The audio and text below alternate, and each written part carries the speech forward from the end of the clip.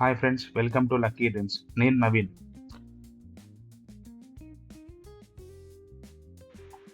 మీకు తమిళ చూడగానే అర్థమైపోయి ఉంటుంది. అవును, మేము భద్రాచలం టూర్ ప్లాన్ చేశాము. అది ఎందుకు ప్లాన్ చేసిన విషయాన్ని నేను మధ్యలో చెప్తాను. కొన్ని ప్రయాణాలు ముందే ప్లాన్ చేసుకున్నాయి కావు, కానీ అవి జీవితాంతం గుర్తుండిపోయే జ్ఞాపకాలుగా మారిపోతాయి. అలాంటి ఒక అందమైన ప్రయాణమే ఇది.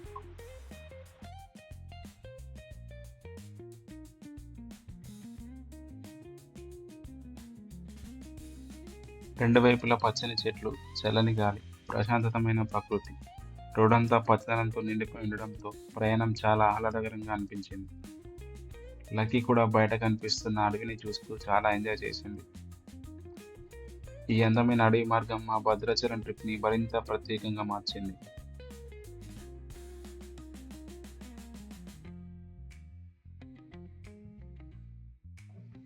కొన్ని ప్రయాణాలు గమ్యం కోసం కాదు, మార్గంలో దొరికే అందమైన జ్ఞాపకాల కోసం. ఏటూరు నగరం అడవులు మాకు అలాంటి ఒక మధురమైన అనుభూతిని ఇచ్చాయి.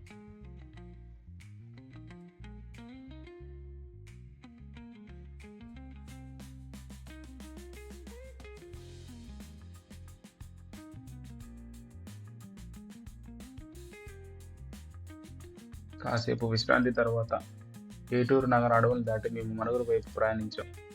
దూరం నుంచి కనిపిస్తున్న భారీ థర్మల్ పవర్ హౌస్‌ని చూసి ఆస్వాదించాం. ప్రకృతి అందాల మధ్య అభివృద్ధికి ప్రతీకగా నిలిచిన ప్రాంతం చూడడానికి ఎంతో ఆహ్లాదకరంగా అనిపించింది.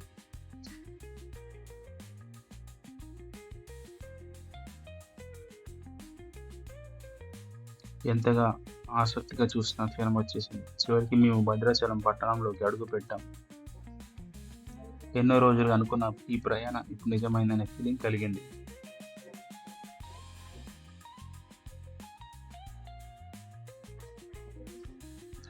చివరిగా మేము భద్రాచలంలో రూమ్స్ తీసుకొని చెక్ ఇన్ అయ్యాం.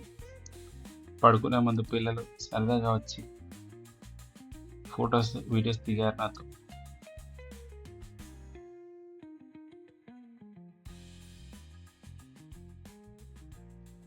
ఎర్లీ మార్నింగ్ లేచి దర్శనానికి వెళ్తున్నాం. ఫోన్స్ అలా చేయలేదు గోడలోకి. సో మనం ఫోన్ బయటే పెట్టుకోవాల్సి వస్తుంది. ఆఫ్టర్ దర్శనం తర్వాత మేము మళ్ళీ ఫొటోస్, వీడియోస్ దిగుతున్నాం గుడిలో.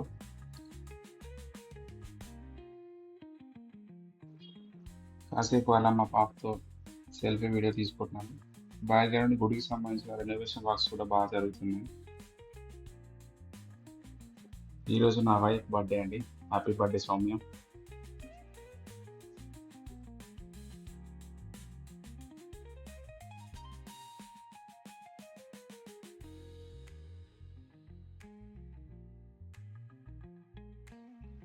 దర్శనం కంప్లీట్ అయ్యిందండి. మాకు క్యూ లైన్‌లో జనాలు ఎక్కువ ఉండడం వల్ల స్పెషల్ దర్శనం టికెట్స్ తీసుకొని మేము దర్శనం చేసుకున్నాము. ఆ తర్వాత రూమ్‌కొచ్చేసి నైట్ మేము స్టే అయిన రూమ్ ఇవే అండి. నా వైఫ్ అండ్ ఇంకా మా వదిన బాగా మెట్లు ఎక్కడానికి బాగా ఇబ్బంది పడుతున్నారు. ఆ తర్వాత రూమ్‌కొచ్చేసి అందరం ఫ్రెష్ అయ్యి మళ్ళీ పర్ణశాల టెంపుల్‌కి వెళ్దామని రెడీ అయ్యామండి.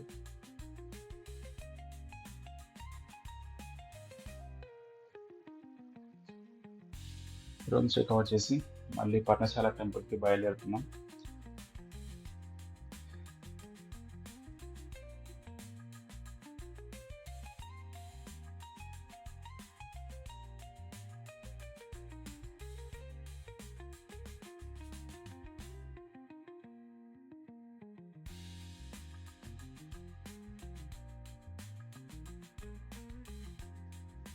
భద్రాచలం దర్శనం తర్వాత మేము పర్ణశాలకు బయలుదేరాం. రామాయణంతో ఎంతో అనుబంధం ఉన్న ఈ పవిత్ర ప్రదేశాన్ని చేరుకోవడం చాలా ఆనందంగా అనిపించింది.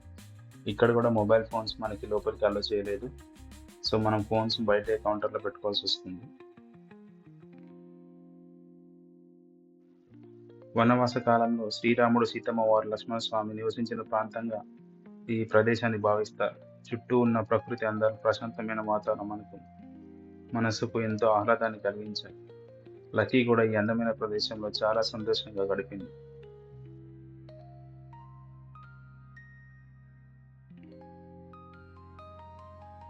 పర్ణశాల దర్శనం తర్వాత కాసేపు రెస్ట్ తీసుకున్నాం మేము ఇక్కడ. అందరం లెమన్ జ్యూస్ తాగి మళ్ళీ బోటింగ్కి స్టార్ట్ అవుతాం.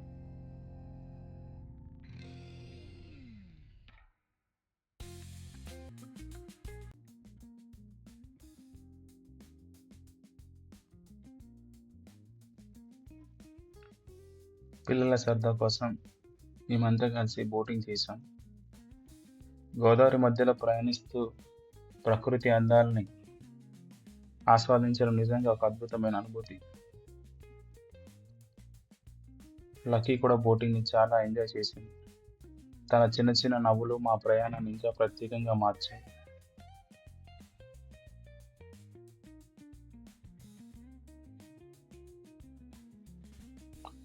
జీవితంలో కొన్ని క్షణాలు కెమెరాలో మాత్రమే కాదు, మనసులో కూడా శాశ్వతంగా నిలిచిపోతాయి.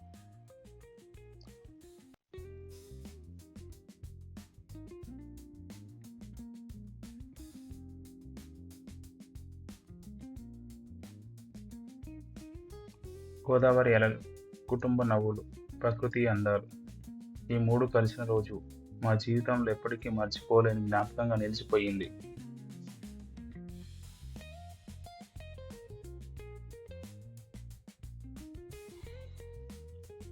పర్ణశాల బోటింగ్ తర్వాత లంచ్ చేయడానికి మళ్ళీ మేము భద్రాచలం రీచ్ అయ్యాం. లంచ్ చేసిన తర్వాత కాసేపు అలా కూర్చున్నాం.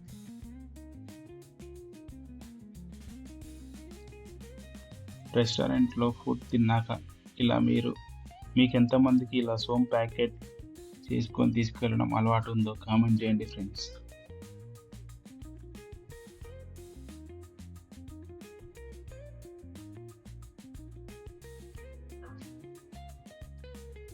లంచ్ అయిపోయిన తర్వాత మళ్ళీ మా ప్రయాణం గోదావరి నది పైన నెమ్మదిగా సాగింది. మార్గ మధ్యంలో లక్కీ డోర్స్ ఓపెన్ చేసుకొని గాలిని బాగా ఎంజాయ్ చేసింది.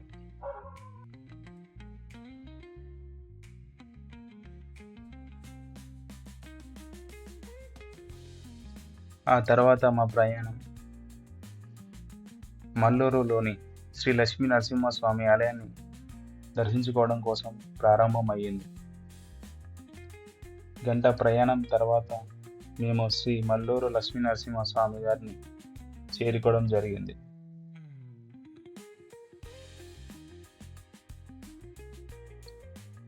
ఈ దేవాలయానికి ఒక ప్రత్యేకత ఉంది ఫ్రెండ్స్.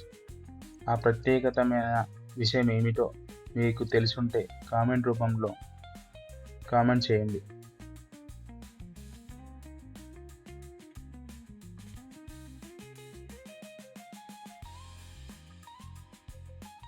స్వామివారి దర్శనం తర్వాత పక్కనే ఉన్న చింతామణి జలపాతం చూడడానికి వెళ్ళాం. ఇక్కడ 365 రోజులు వాటర్ వస్తూనే ఉంటాయి. ఇక్కడ ఈ వాటర్ని చాలామంది తాగడానికి యూజ్ చేస్తున్నారు. పక్కనే ఉన్న జలాంజనేయ స్వామి వారి దర్శనం కూడా చేసుకున్న తర్వాత మళ్ళీ మేము తిరిగి ప్రయాణం స్టార్ట్ చేస్తాం. ఇక్కడ 2 దారులు వస్తున్నాయి ఫ్రెండ్స్. ఒకటి ఆదిలక్ష్మి దార, 2 చెంచులక్ష్మి దార. ఇప్పుడు మీరు చూసేది చెంచులక్ష్మి దార. ఇక్కడ కూడా 365 రోజులు వాటర్ వస్తూనే ఉంటాయి. సమయం సుమారు 7 గంటలు అవుతుంది. మా తిరుగు ప్రయాణం మళ్ళీ మొదలు చేశాం.